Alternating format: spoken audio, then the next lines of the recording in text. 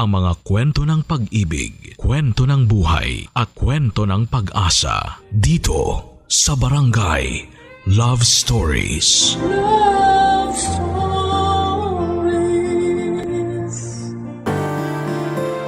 Hindi na bago na may hidwaan o distansya sa enerhiya ang mga ex at ang kasalukuyang karelasyon. Laging may kompetensya sa kung sino ang mas minahal o kung sino ang mas karapat-dapat. Ikaw kabarangay, naranasan mo na bang makaalita ng ex ng iyong karelasyon? Dear Papa Dudut, magandang araw po sa inyong lahat. Ako nga pala si Hilda, edad 50. Gusto ko lang ibahagi sa inyo ang nabuong pagmamahalan sa pagitan namin ng nakarelasyon kong si Ruel. Mas matanda ng 5 taon sa akin. Isa na akong biyuda bago ko pa makarelasyon si Ruel. 25 anyos ako nang biglang pumanaw ang asawa kong si Banjo. Siya ang una kong nakarelasyon. Siya ang una kong inibig. Wala kaming naging anak dahil nasa unang taon pa lamang kami ng pagsasama nang siya'y bawian ng buhay. Kaya laking hirap para sa akin na makalimot sa nangyari. Ang bata kong nabiyuda. Wala man lang kaming anak na makakasama ko sana noon habang nagluluksa. Mag-isa kong ginapang ang pag-move on, Papa Dudut, mula sa kamatayan ng asawa ko. Inabot ako ng 5 taon marahil bago ko tuluyang natanggap na patay na si Banjo. Pero hindi ibig sabihin noon ay nakipagrelasyon ako.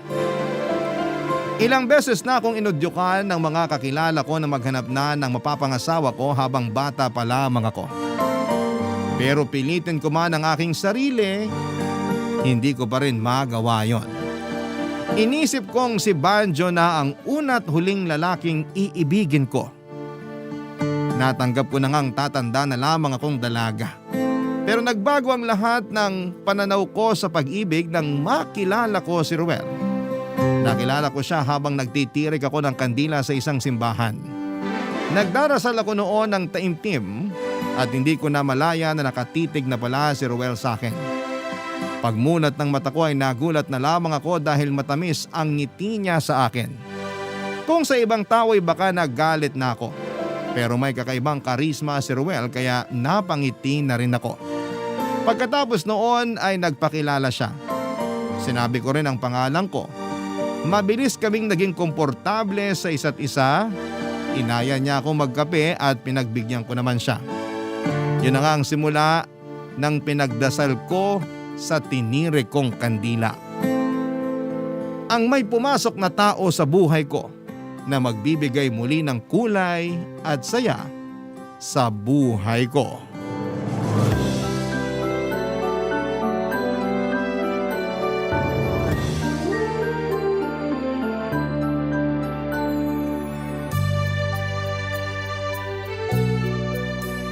Naalala mo pa ba nung una tayong nagkakilala? Paano ko ba makakalimutan? Buwan-buwan ata pinapaalala mo sa akin. Ayaw mo ba? Kasi gusto ko lang namang maalala lagi. Masyado ka palang sentimental, no? Akala ko kami mga babae lang ang ganun. Nagiging sentimental ang isang lalaki kapag napaibig ng todo ng isang babae. So tanggap mong napaibig kitang todo? Walang halong pambobola. Pero ikaw ang pinakaminahal ko sa lahat ng mga babaeng dumaan sa palad ko. Mukhang napakarami ng babaeng dumaan sa palad mo. Mukhang pati sa talampakan mo may dumaan din. Pinagseselosan mo ba ang mga babae sa nakaraan ko? Hindi naman. Kaya lang parang ang dami mong minahal noon. 3 lang ang nakarelasyon ko noon. Yung unang nobya ko, kaklase ko nung high school. Yung ikalawa naman, nakilala ko sa probinsya namin. Panandalian lamang yun. Buong summer lang kami nagkaroon ng relasyon. At ang pangatlo? Si Marilyn, ang napangasawa ko. Nakwento ko naman na dati sa'yo, di ba? Hindi buo. Ay, baka pagsilosan mo ha. Kayong mga babae, laging may issue sa mga ex namin. Ikaw ba walang issue sa dating asawa ko? Ano pang i-issue ko ron? nakakasabong na niya si San Pedro sa langit. Pinaubaya ka na niya sa akin. Balikan natin si Marilyn. Magkwento ka tungkol sa inyo. Basta hindi to pagmumula ng away natin, ha? Alam mo namang mahina ako sa pagtatalo. Hindi nga. Gusto ko lang talagang malaman kung bakit hindi kayo nagkatuluyan. Kasi darating ka pala. Hindi mo maliliko ang usapan sa pangbobola, ha? Oo na, ikaw talaga. Sa kolehiyo kami nagkakilala. Nagsimula kami bilang magkaibigan. May mga niligawan ako noon pero di naman ako nagustuhan. Tapos napansin ko na okay naman si Marilyn. Mabait at maganda. Maganda rin naman ako, di ba? Nagsisimula ka na atang magselos. Wag na lang natin tong ituloy. Hindi ako nagseselos. Gusto ko lang manggaling sa'yo na maganda rin ako. Abay, may nagsabi bang pangit ka? Baka lang kasi hindi ka nagagandahan sa akin. Ikaw ang pinakamaganda. Mas maganda kaysa kay Marilyn? Oo naman. Mas minahal mo ko kaysa kay Marilyn? Aba oo. Kung totoong mahal mo ko, ituloy mo ang kwento mo. Ay nako, kayong mga babae talaga. Ang hilig manghalungkat ng nakaraan. Hindi ko naman nahalungkatin lahat. Yung mga importanteng detalye lang. Yung makakatulong para makilala kita. Makilala ako o makilala si Marilyn? Pareho. Naging magkarelasyon na kami pagkatapos namin sa kolehiyo. Nabuntis ko siya agad. Agad-agad? Hindi naman sinasadya yun. Pareho kaming lasing galing sa isang graduation party ng kaibigan. Tapos? Tapos, napilitan kaming magpakasal kasi pulis ang tatay ni Marilyn. Natakot ako syempre. Saka para na rin sa ikabubuti ng anak namin. Gaano katagal kayo nagsama? 10 taon. Tapos umayaw na rin kami pareho. Marami kaming di na pagkakasunduan. Tapos di pa namin kayang i-handle yung anak naming may espesyal na pangangailangan. Kaya mas lalo kaming nalayo sa isa't isa. Hindi ka ba nangihinayang na nagkahiwalay kayo? Nung una, oo. Sino ba namang gustong mahiwalay? Saka naaawa ako sa anak namin. Kaya gusto ko sanang hindi kami magkahiwalay. Pero ayaw na talaga ni Marilyn. Wala na rin ako nagawa. Kung babalikan ka niya ngayon, tingin mo… Hindi ako babalik sa kanya. Andito ka na. Sapat ka na. Napatitig ako sa mga mata ni Roel nang bitawan niya ang mga salitang yon. Mga salitang nagdala ng kakaibang saya at kilig sa puso ko. Hindi ko yon pinahalata sa kanya, baka lumaki kasi ang ulo. Hinaplos ko na lamang ang pisngi niya at saka humalik sa kanya, Papa Dudut. Niyakap niya ako at saka hinalikan sa noo. Sa ganong posisyon ay nakontento na ako. Masaya pala talaga ang pakiramdam na may nagmamahal sa iyo. Kung napaaga lang sana ng dating si Ruel, sana mas mahaba pa ang pagsasama namin. Pero naisip ko na tama lang ang pagkakataon na dumating siya sa buhay ko. Dahil baka kung mas maaga ko siyang nakilala ay baka hindi pa handa ang puso ko noon. At baka naitaboy ko pa siya. Ganon din siya sa akin. Nasabi niya na matagal siyang nawala ng gana sa relasyon after ng hiwalayan nila ni Marilyn. Hindi siya nakipag-date hanggang sa tingin lang siya sa mga babae noon dahil nakafocus siya sa mga anak nila ni Marilyn. Kaya kung sakaling nakilala rin niya ako ng mas maagay baka hanggang tingin lang ang inabot ko sa kanya, Papa Dudut. Baka hindi siya nag-isip na lapitan ako at kausapin. Kaya naisip ko na tama lang ang timing. Magaling talaga si Lord pagdating sa timing, Papa Dudut. Kaya buong puso ang pasasalamat ko sa kanya dahil pinaubaya niya sa akin ang lalaking magbabalik ng pag-ibig sa puso ko. Mabilis lang ding lumipas sa mga araw, sa isang iglap ay umabot na ng 1 taon ang relasyon namin, Papa Dudut. Dahil yon ang unang taon namin bilang magkasintahan ay plinano naming maigi ang selebrasyon namin. Nagplano kaming kumain sa coffee shop kung saan kami unang nag-date. Iniwasan namin ang lugar na yon para ireserba sa unang anibersaryo namin. Ang mga damit na suot namin sa unang pagkakakilala namin ang siyang napili rin naming isuot sa anniversary date na yon. Walang kasing saya ang puso ko. Umabot na kami ng 1 taon, Papa Dudut.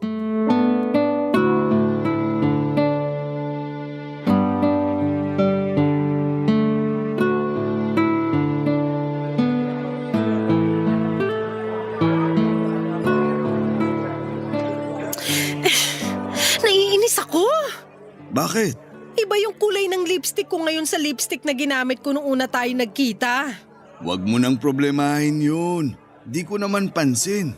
Gusto ko kasi lahat ng kolorete sa mukha ko hanggang sa panty ko nung unang pagkikita natin gamit ko ngayon. Parehas ba yung panty na gamit mo noon at ngayon? Oo naman. Medyo masikip na nga lang. Kaya huwag tayong kakain ng marami mamaya Baka sumikip lalo. Bakit naman sisikip? Ang sexy mo kaya. Parang mas sumeksi ka nga ngayon kesa noon.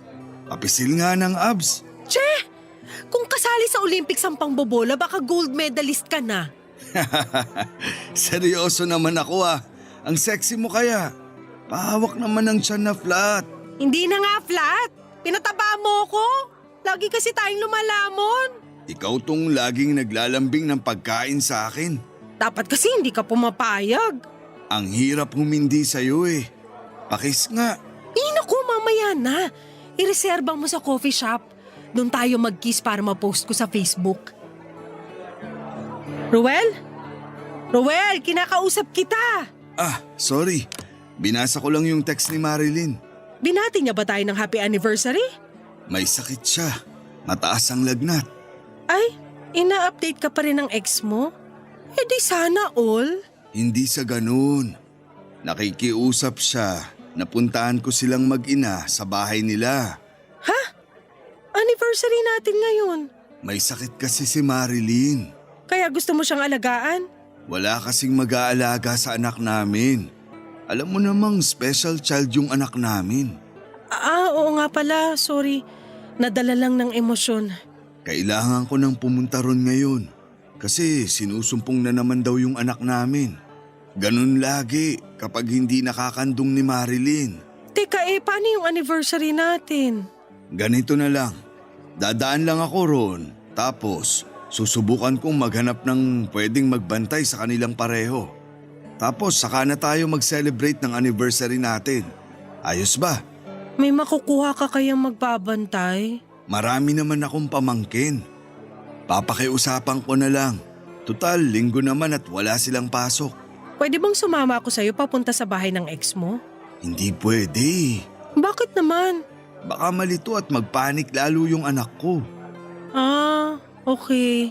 Huwag kang mag-alala. Ipapakilala rin naman kita sa kanya. Yung kalagayan niya lang kasi ngayon, medyo alanganin. Dahil sinusumpong na naman. Kapag kalmado na siya, ilalapit ko na siya sa'yo. Okay. Sige na, pumunta ka na para makabalik ka rito agad. O sige, salamat ha. Happy anniversary. Babawi ako. Happy anniversary din. Nagmadali nang lumabas si Ruel para puntahan sina Marilyn at ang kanilang anak. Naiwan akong nakaupo sa may sofa at parang hindi makagalaw dala ng lungkot na humalo sa selos. Pinilit kong intindihin ang kalagayan ni Ruel. Masakit sa akin na hindi kami makakapag-celebrate ng unang anniversary namin, pero mas kailangan siya ng anak niya. Wala rin naman akong magagawa. Ang sama ko namang tao kung pipilitin ko si Ruel na unahin ang selebrasyon namin kesa sa anak niya. Kaya lang ay hindi ako mapakali noon. Panay ang tingin ko sa cellphone ko sa pag-asang mag-update na si Ruel para sa date namin. Kaya lang ay inabot na ng ilang oras pero wala pa rin. Tinawagan ko siya pero hindi niya sinasagot. Pagkatapos noon ay nag-text si Ruel at sinabing wala pa siyang nakukuhang magbabantay kina Marilyn. Mas lalo akong nalungkot, Papa Dudut.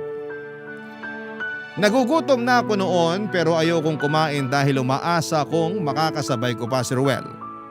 Bandang 6:30 na ng hapon nang tumawag si Ruel at humingi ito ng pasensya sa akin at sinabing alanganin na siyang makahanap ng magbabantay sa mag-ina niya. Kaya ron daw muna siya magpapalipas ng gabi at babalikan niya ako bago maghating gabi para mag-order na lang daw kami ng kakainin para makapag-celebrate pa rin kami ng anniversary namin. Doon ako naiyak, Papa Dudut.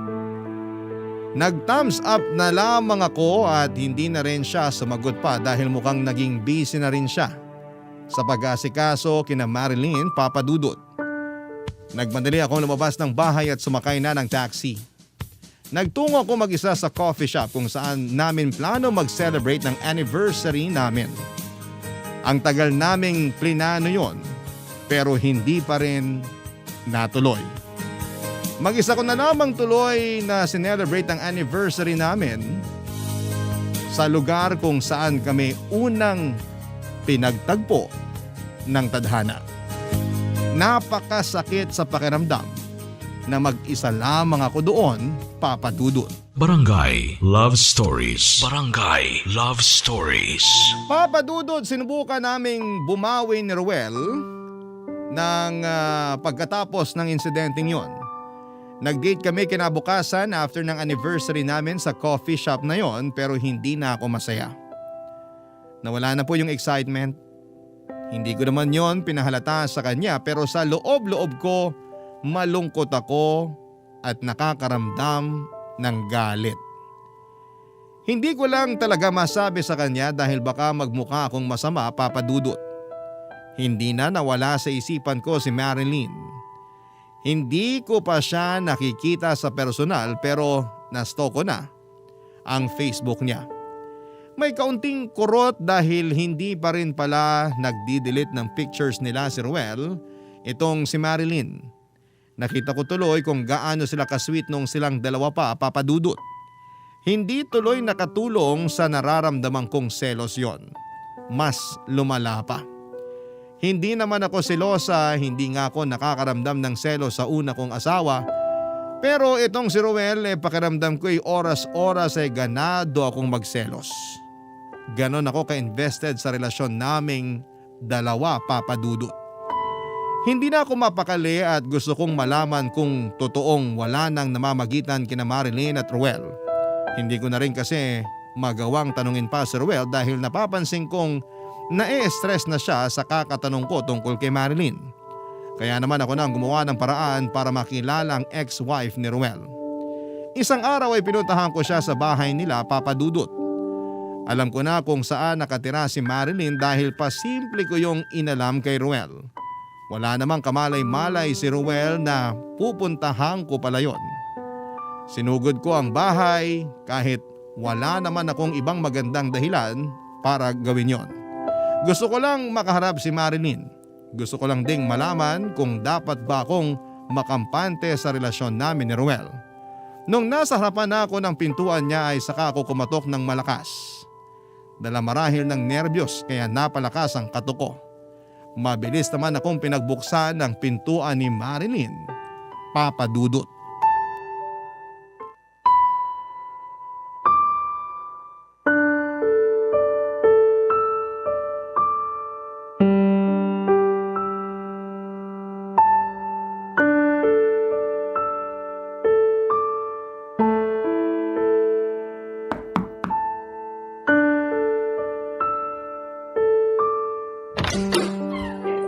Ano yun?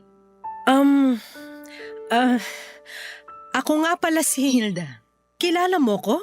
bakit naman hindi ko makikilala ang girlfriend ng ex-husband ko? Mali ata na pumunta ako. Pasensya na sa istorbo. Babae rin ako. Alam ko kung bakit ka nandito. Pasok ka. Kakasalan ko lang ng kape. Gusto mo ba? Mukhang paulan din naman. Sige, makikikape na rin.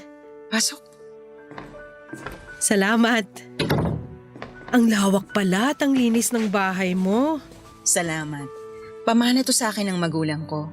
Dito kami tumira ni Ruel nung mag-asawa pa kami. Maupo ka.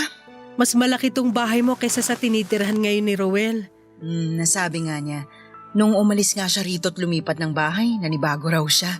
Pero mukhang nasanay na rin siya ngayon sa studio type apartment niya. Konti lang din naman kasi ang gamit niya. Masaya na yun na may kama at TV. Naku, sinabi mo pa. Kung hindi pa ako dumating sa buhay niya, hindi pa siya bibili ng mga plato at ibang kubyertos. Mabuti pala't dumating ka sa buhay niya. Hindi ko nga napilit na kunin niya na lang yung mga plato at baso na niregalo sa amin nung kasal namin eh. Di raw niya kailangan kasi umu-order lang siya palagi. Oo nga pala, kinasal kayo. Pasensya ka na kung hindi pa kami annulled ha. Ewan ko kung nasabi na sa'yo ni Roel na sinimulan na namin dati. Kaya lang, nagkaroon ng problema sa kalusugan ng anak namin. Kinailangan namin ng malaking halaga para sa maintenance niya. Kaya hindi na muna namin tinuloy yung annulment. Pero wag ka mag-alala. Nagsabi naman na siya sa akin na gusto niya na ulit ituloy. Talaga? O di ang saya mo. Ito lang ba ang kailangan mong marinig para mapanatag ka sa relasyon niyo? Medyo. Huwag ka nang mahiya. Ganyan din naman ako sa naging karelasyon niya bago ako. Pinagselosan at pinagdudahan ko rin. Kinausap ko yung babae at naging okay naman. Nawala na yung alinlangan ko.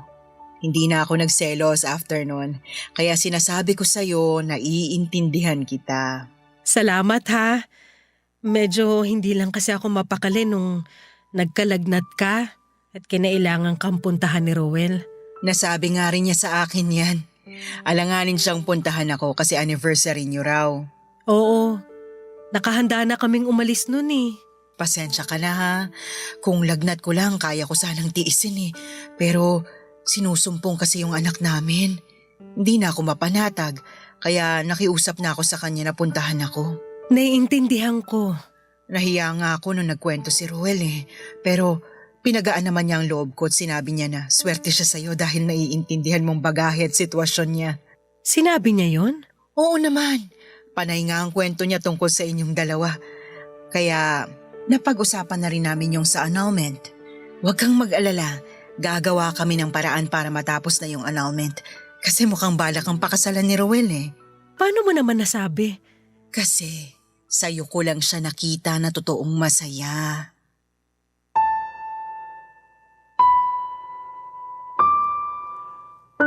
Papa Dudut, totoong nag-init ang pisngi ko sa mga sinabi ni Marilyn. Dala ng hiya at dala ng kilig. Hiya dahil nagawa ko mag-isip ng hindi maganda tungkol sa kanila ni Ruel. Kilig naman dahil napatunayan kong mahal talaga ako ni Ruel.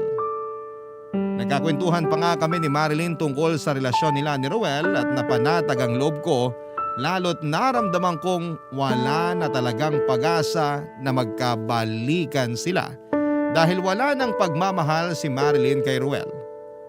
Nalaman ko rin na nakikipag-date na si Marilyn pero hindi muna seryoso. Hindi rin kasi siya mapakali kung tama ba na makipagrelasyon siya dahil baka hindi yon matanggap ng anak nila.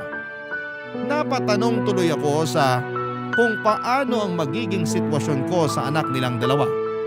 Nakiusap naman si Marilyn sa akin tulad ni Ruel na kapag stable na ang kalagayan ng anak nila ay pwede na akong iharap at ipakilala. Naintindihan ko naman yon.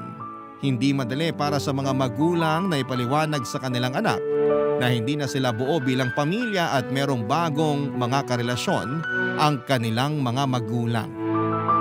Nagpaalam na rin ako kay Marilyn nang marinig kong umiiyak na ang anak nila. Nagmadali na akong umalis. Nang hinatid na ako sa pintuan ni Marilyn ay inabot nito ang cellphone number niya sa akin. Sinabi niya na lumabas naman daw kami minsan para mas makilala niya ang bagong stepmom ng anak nila ni Ruel. Napangiti ako at tinanggap ang kanyang cellphone number. Pagkatapos noon ay naging regular na kaming magkausap ni Marilyn. Panay lang ang kantsawa namin tungkol kay Ruel. At napag-uusapan din namin ang tungkol sa kanyang anak. Masaya siya na may nakakausap siya tungkol sa anak niya. Natuwa naman ako at pinagkakatiwalaan niya ako pagdating sa bagay na yon, Papa Dudut.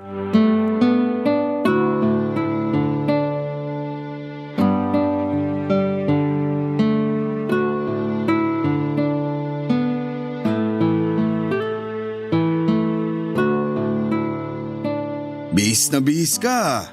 Bakit ngayon lang kita nakitang nagsuot ng sexing bestida? Siguro may katagpo kang lalaki, no? Loko, masama bang mag-ayos?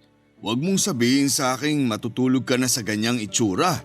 Kasi tatabihan talaga kita. Che! Seryoso nga. Pwede ko i-cancel yung inuman namin ng mga katrabaho ko.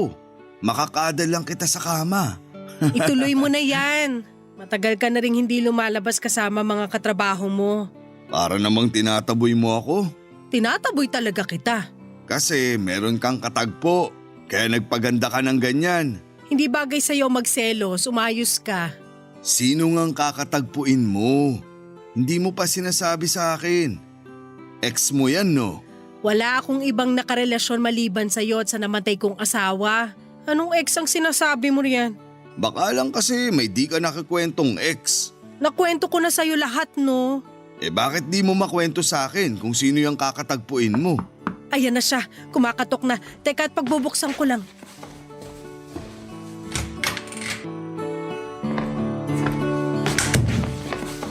Marilyn? Hello, Roel. Anong ginagawa mo rito?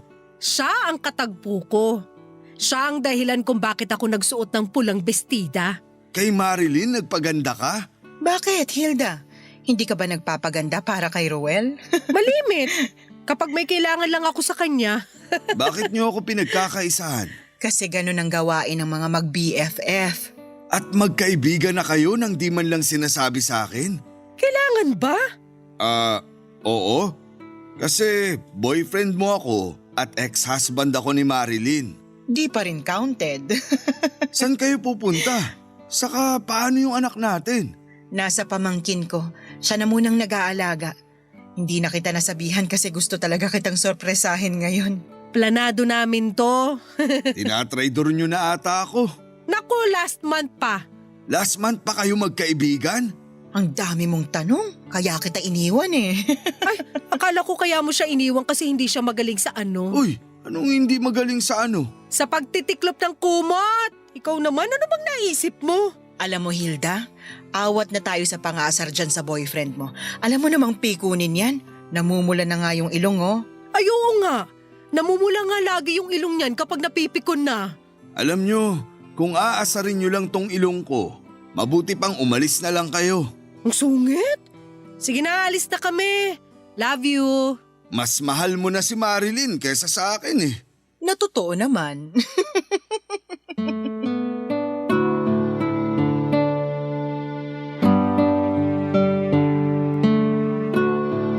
Natatawa na lamang ako sa naging usapan namin ni Ruel at Marilyn.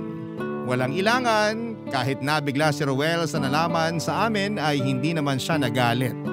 Siguro ay ayos din sa kanya na magkaibigan kami ni Marilyn para hindi na siya ma-stress kung pinagseselosan ko ba ang ex-wife niya. Nawala na lahat ng selos at duda ko mula nang nakilala ko si Marilyn. Mula nung naging kaibigan ko siya ay napansin kong marami kaming pagkakaparehas sa mga gusto at ayaw. Kaya naman mabilis lang din talaga kaming nagkasundo. Kaya napadalas na rin ang pag-chat-chat namin sa bawat isa. Minsan nga ay nakakalimutan ko nang replyan si Ruel dahil katsikahan ko si Marilyn. Madalas na rin akong lumalabas ng bahay kasama si Marilyn. Doon nanibago si Ruel. Alam niyang hindi ako palalabas na tao maliban na lamang kung may importanteng okasyon. Hindi naman masamang bagay yon. Masaya nga ako na nakakahinga na ako sa labas, hindi tulad dati na hindi ako komportable.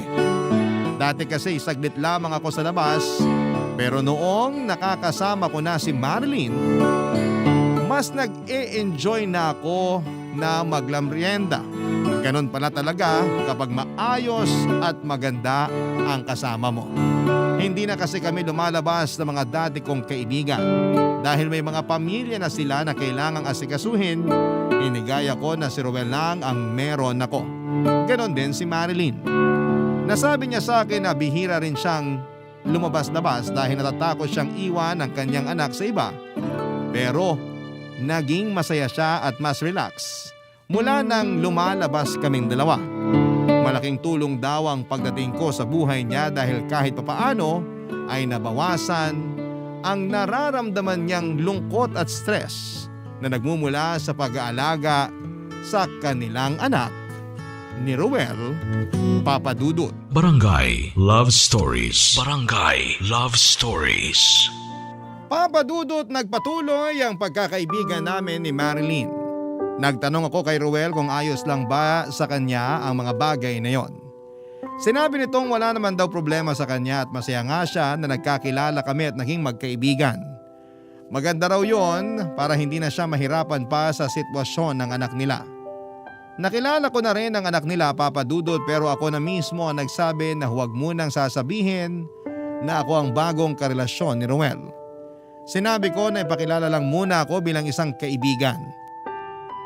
Alam kong napanatag kahit papaano sina Marilyn at Ruel sa naging desisyon ko.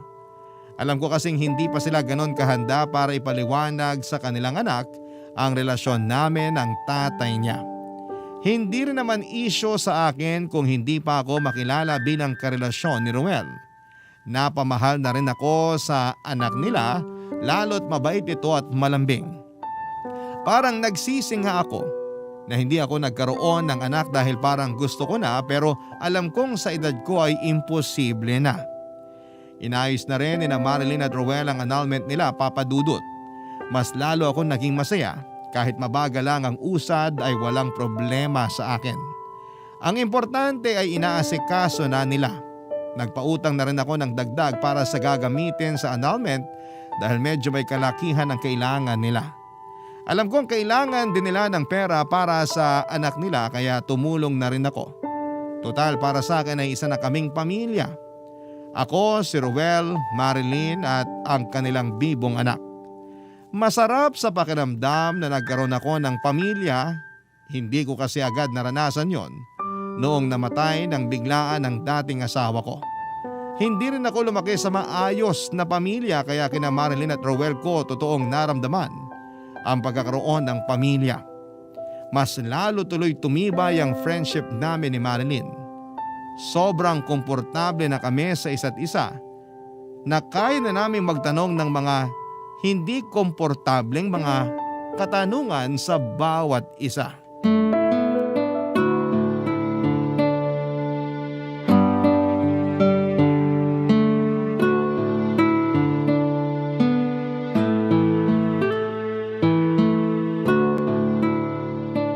Magaling ba sa kama yung dati mong asawa?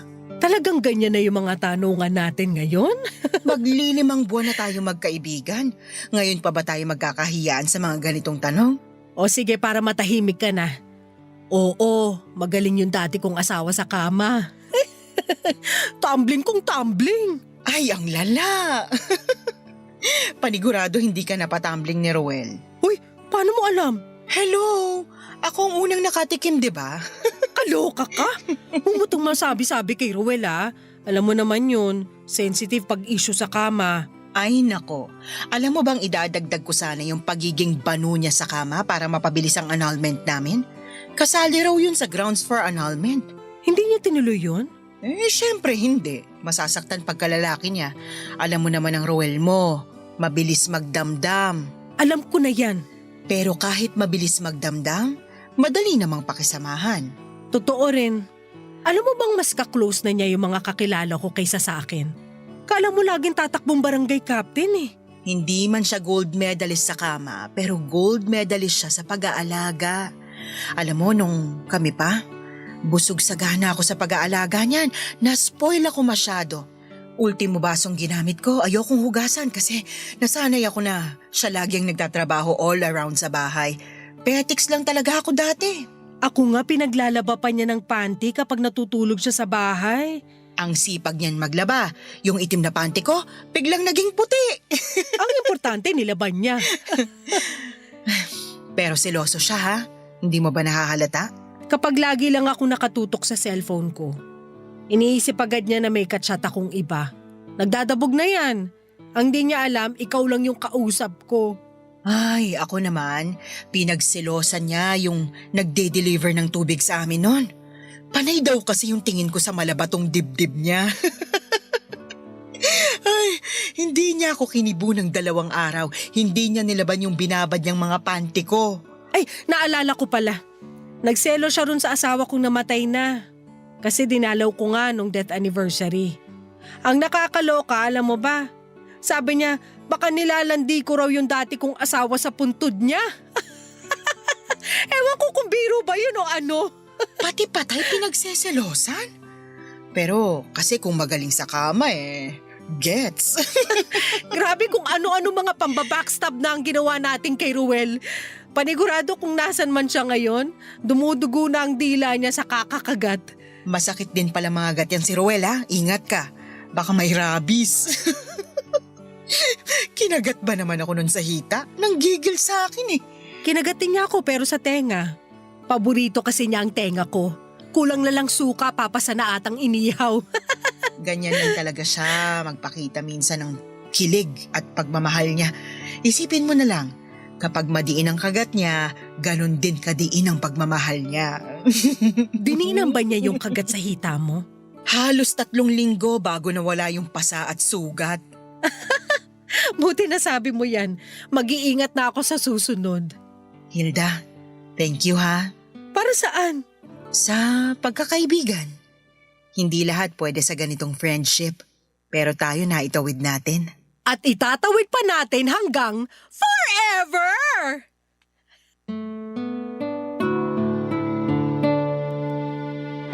Naiyak ako habang nag-uusap kami ni Marilyn. Kahit balahura ang pinag-uusapan namin at walang preno ay ayos pa rin. Ganon kami katotoo sa mga usapan namin at sa mga sarili namin. Isang bagay na na-appreciate ko kay Marilyn, Papa Dudut.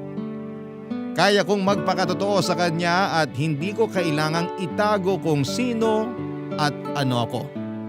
Ganon din siya sa akin, Papa Dudut. Kaya kaming dalawa ang naging sandala ng bawat isa lalo na kapag na-stress na kami sa buhay. Hindi naman ako pinagbawalan ni Ruel. Suportado talaga niya ang friendship namin.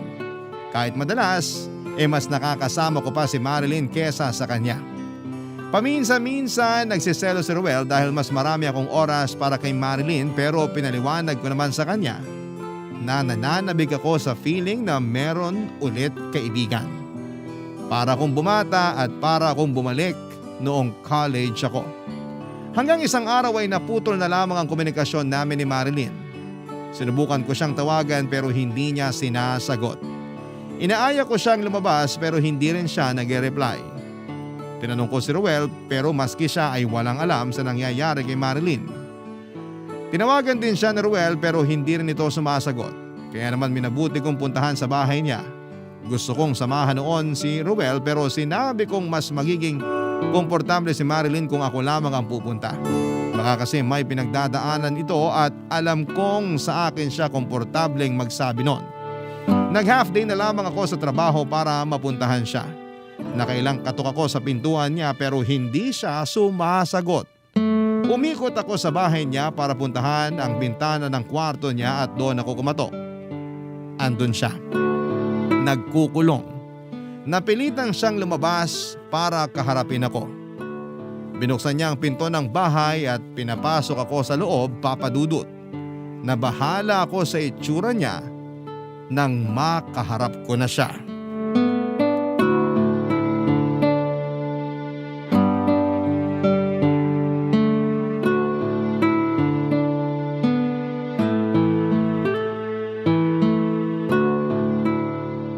Kumusta ka? Ito, Ito? Anong ibig mong sabihin ito? kung anong nakikita mo sa akin, yun na yun. Nakikita kong hindi ka pa naliligo at nagsusuklay. Tama, At mukhang walang tulog. tama ulit. Nag-aalala ako sa'yo. Kami ni Ruel. Hindi ka sumasagot sa mga tawag at chat namin. Kung hindi ako sumagot, ibig sabihin ayokong may makausap sa inyo. Hindi ko alam kung bakit inulit-ulit niyo pa ang pagtawag sa akin Hindi ba halatang ayokong pakiharapan kayo? Pero kaharap mo na ako ngayon. Kasi napilitan ako. Halos basagin mo na yung bintana ako sa kwarto sa kakakatok Sorry pero hindi lang kasi ako mapakali na walang balita sa'yo. Akala ko kung ano na nangyari Asan ang anak mo? Nasa kapatid ko. Bakit nandun? Alam ba ni Ruel? Huwag mong sasabihin sa kanya. Bakit naman hindi? Anak niyo yun. Hindi niya pwedeng malaman. Bakit? Nag-aalala na talaga ako sa'yo, Marilyn. Hindi mo kailangan mag-alala. Kailangan mo lang tumahimik. Huwag mong sasabihin na ganitong itsura at kalagayan ko kay Ruel. Pwede ka naming tulungan. Andito lang kami. Pwede naman ako maging totoo sa'yo, no? Oo naman. Dati pa naman eh. Alam mo bang naiinis ako sa'yo? Bakit ka naiinis sa akin? Kasi buo ang atensyon na naibibigay sa'yo ni Ruel. Mula nung naging kayo, nabawasan na yung oras niya sa aming mag-ina. Mahal mo pa rin ba si Ruel? Hindi na. Pero kailangan ko siya. Para sa anak namin. Hindi naman niya kayo pinababayaan, di ba? Saksi ako. Nakikita ko sa tuwing inaalalayan niya kayo mag-ina. Hindi mo kailangan mainis sa akin dahil lang sa pakiramdam mo na aagaw ko si Ruel sa inyo. Hindi totoo yun.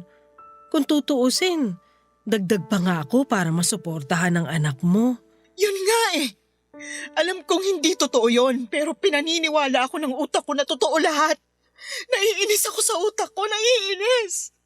Sige, iiyak mo lang. Mamaya mawawala na yan. Ilang linggo ko nang hindi nakakasama ang anak ko. Hinahanap na raw niya ako, sabi ng kapatid ko. Pero hindi ko siya kayang makita. Nagugulahan na ako, Marilyn. Ano ba talagang nangyayari? May lupus ang anak ko, Hilda. At kailangan niya ng mas matinding atensyon lalo't naaapektuhan ang kanyang kidney at atay. Sabihin natin to kay Ruel. Pagtutulungan natin ang pagpapagamot sa anak niyo. May naitabi akong pera. Gagaling din ang anak mo. Ang sakit na hindi pwedeng mabuhay ng normal ang anak ko. Bakit sa kanya binuhos lahat ng sakit? Anong nagawa namin ni Ruel para parusahan kami ng ganito? Wala rin akong maisasagot dyan. Gusto ko lang sabihin sa'yo na kailangan mong lumaban at magpalakas para may pagugutan ng anak nyo. Mas nauna pa akong nanghina kaysa sa anak ko, Hilda. Hindi ko na alam ang gagawin. Nung kami ni Ruel, wala akong problema masyado dahil siya ang umaasikaso ng lahat. Magtulungan tayo. Andito lang ako. Sabihin mo lang kung anong kailangan mo. Gagawin ko para sa inyo ng anak mo. Talaga? Lahat? Oo. Ibalik mo na sa akin si Ruel. Parang awa mo na. Kailangan namin siya. Ipaubaya mo na siya sa akin, Hilda. Marilyn, hindi naman ata tama yung hinihingi mo. Mas malakas ka kaysa sa akin. Kaya mo kahit wala si Ruel sa tabi mo. Hindi mo ko katulad. Mahina ako. Kailangan kong magpaalalay sa kanya. Parang awa mo na. Ibalik mo na siya sa akin. Papayag naman si Ruel eh. Para sa anak namin. Para sa pagkakaibigan natin. Magpaubaya ka na. Lumuhod sa harapan ko si Marilyn at nagmamakaawa habang umiiyak. Hindi na rin ako makagalaw noon at hindi ko alam kung ano ang sasabihin ko sa kanya para mapakalma siya at matauhan sa mga sinasabi niya. Alam ko namang dala lamang ito ng kalungkutan kaya gano'n ang mga sinasabi niya. Sinubukan ko siyang pakalmahin pero tinataboy niya ako.